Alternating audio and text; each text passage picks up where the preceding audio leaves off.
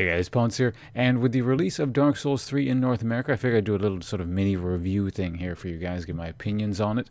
Don't worry, there's no spoilers in this. This is just the footage you see in the background is actually me playing it on the first day of release in Japan. So it's just literally a tutorial area. If you don't want to see the tutorial, and like I don't know what's wrong with you, but anyway, um, so just to kind of give a context of what I've been doing with this game and sort of where I'm coming from, I've been playing this game for roughly 3 weeks straight now.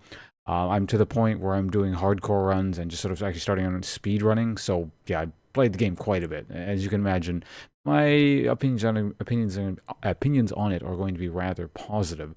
Um, and hell, I just bought the PC version, so I bought the game a second time actually, just so I could stream it on the NA thing for you guys, 60 FPS, etc., etc. But anyway, just to kind of get on with what I was thoughts on the game. The game sort of largely seems to take the best elements of both the previous Souls games, so Dark Souls 1, Dark Souls 2.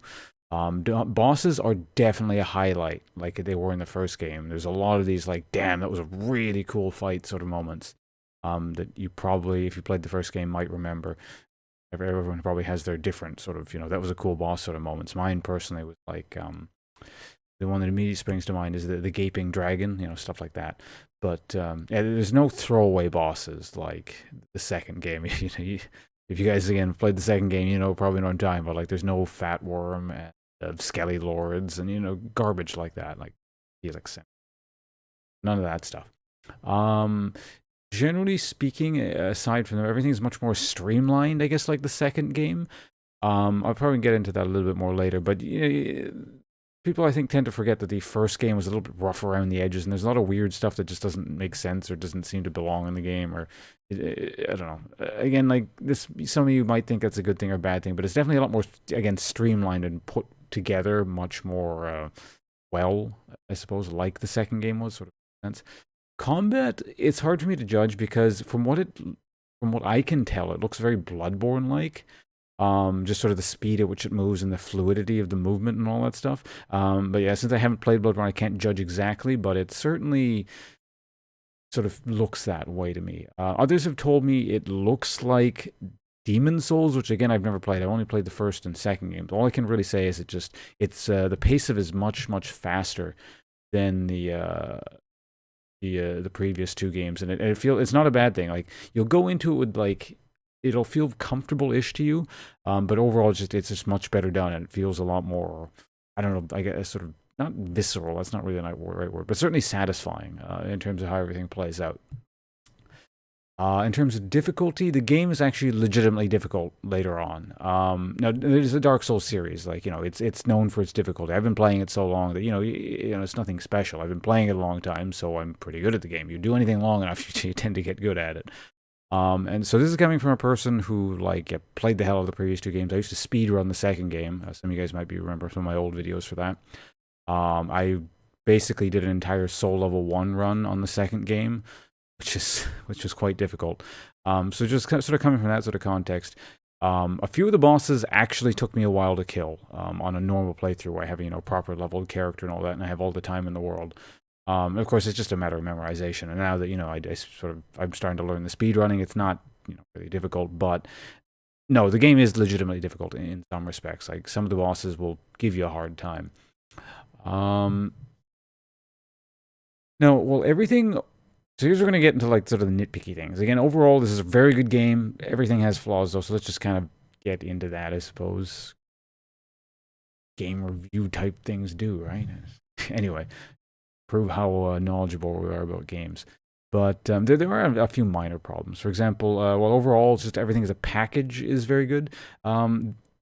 Some individual elements from previous games are still better on their own than they are in Dark Souls 3, which you're going to get. I mean, just, some games do things very well, and it's hard to replicate that sort of thing.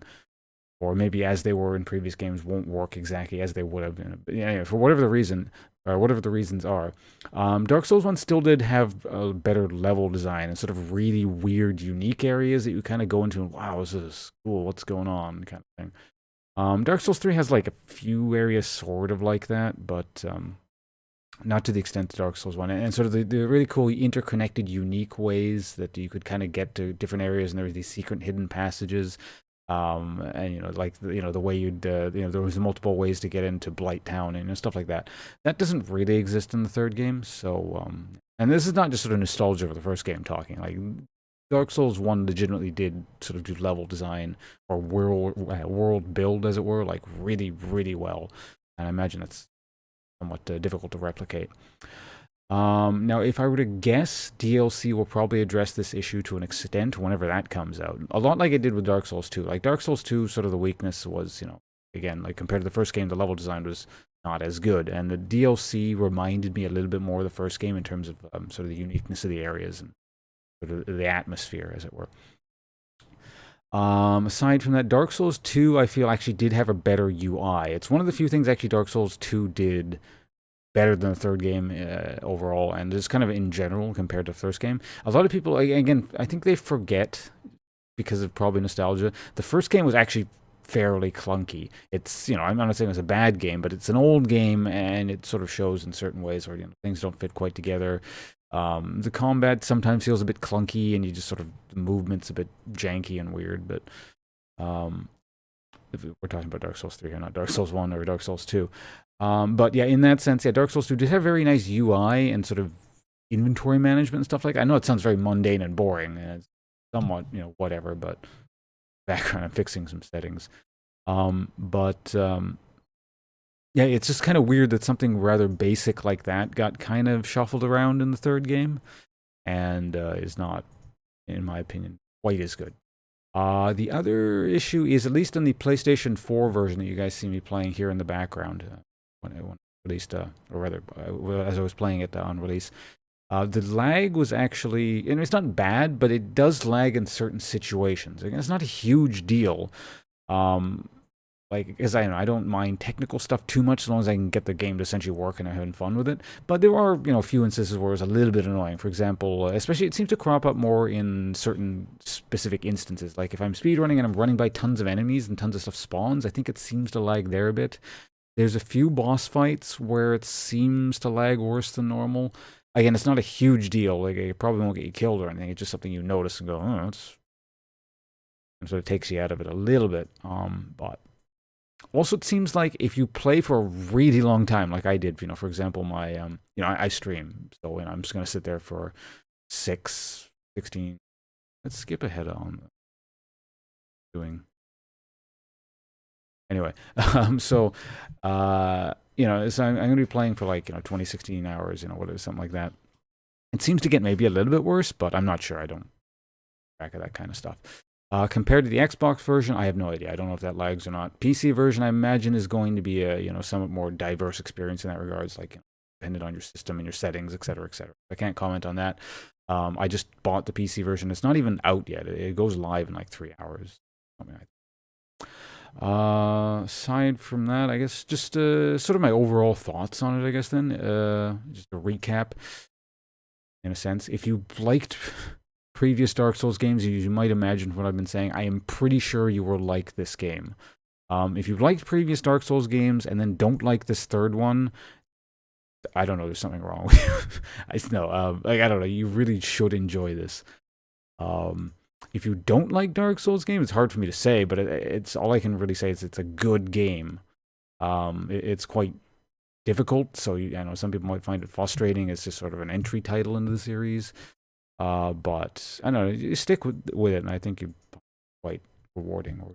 Anyway, so yeah, if you don't like the game, you should like it. 8.5 out of 10. No, I don't know if I were to stick a number on it, probably something like that. Numbers, I don't see the point in numbers like that. That's all very relative to the individual, and what that means to a person is. This has nothing to do with the game. I'm not going to talk about that. But anyway, aside from that, since as I was saying, the North American, or the international release is happening today, and I did just buy the PC version, I will be streaming the game for quite a while, so if you're interested in sort of checking it out. For the early part of the stream, I'll probably be doing, finishing off my hardcore run. I'm almost done the game. There's only a little bit left. So I'm going to try and not die in that. That's the thing I do, where I was playing, and if I die, I just delete the character. So hopefully I don't die, like, right at the end. That would suck.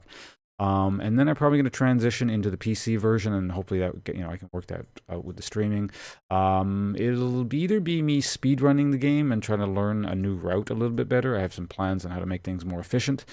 Or I might try and do like an all spellcasting, like all sorcery run. See if that's possible, like a no melee only magic. I'm kind of interested to see if I can get that to work, because I've never really touched magic too much in the Dark Souls series. I'm always just kind of about the melee, and at best I use like magic as sort of a side buff thing every once in a while.